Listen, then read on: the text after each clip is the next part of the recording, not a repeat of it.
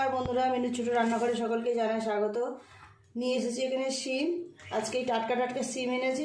শিমের আজকে ঝাল করব। শীতকালের আগেও করেছি, কিন্তু আপনাদের সাথে শেয়ার করা হয়নি রেসিপিটা।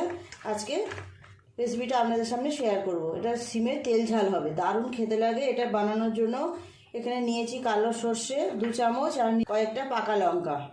এই দুটো জল দিয়ে সুন্দর করে পেস্ট করব। শিমগুলো আগে ভেজে নেব খুব ভালো করে। কড়াই গরম হয়ে গেছে, তেল। শিমগুলো আগে ভালো করে ভেজে নিতে হবে।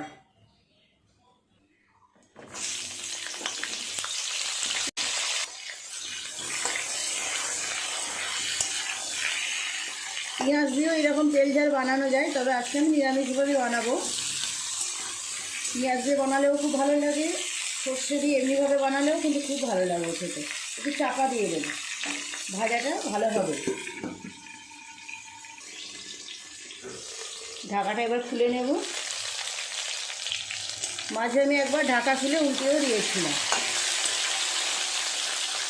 শিমগুলো কিরকম ফুলেছি। শিমগুলো ভালো করে ভেজে নিয়েছি, তুলে নেব। আমি আর শিমগুলো মাঝখান থেকে টুকরো করে নিই, আপনারা চাইলে মাঝখান থেকে টুকরো করে নিতে পারেন।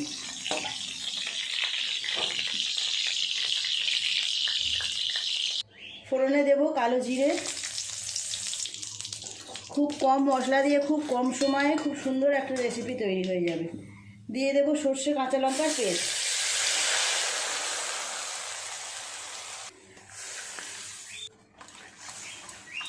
দিয়ে দেব হলুদ গুঁড়ো, 1/2 চামচেরও কম হলুদ গুঁড়ো দিলাম। দিয়ে দেব স্বাদ মতো নুন। খুব ভালো করে ঝোলটা ফুটিয়ে নেব। ঝোলটা খুব ভালোভাবে ফুটে গেছে। এর উপরে দিয়ে দেবো 1/2 চামচ চিনির দানা।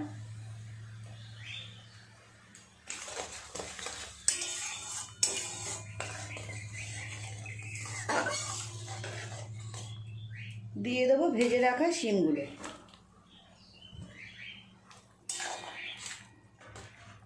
একটু সময় ফুটিয়ে নিলেই হয়ে যাবে।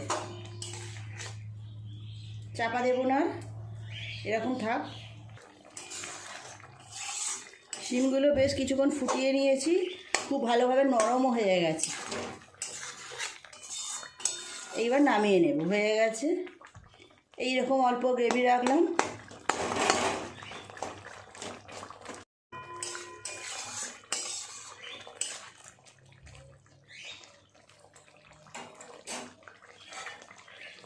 সর্ষের তেল একটু ছড়িয়ে দেবো উপর থেকে।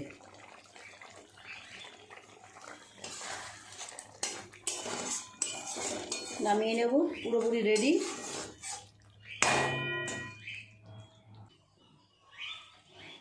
গ্রেভিটা দেখুন, গন্ধটাও কেমন বেরোচ্ছে জানেন। কালো জিরে ফোড়ন দিয়ে কাঁচা লঙ্কা সর্ষে বাটা দিয়ে মাছের ঝাল করলে যেমন গন্ধ বেরোয় তেমনই গন্ধ বেরোচ্ছে। খেতেও দুর্দান্ত হয়।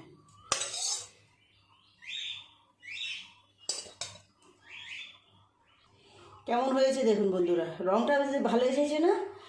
গন্ধটাও বেশ ভালোই বেরোচ্ছে। ভালো খেতে হয়, দারুণ লাগে এগুলো। শুকনো ভাত দিয়ে প্রথম পাতে খেতে সবারই বেশ ভালো লাগে।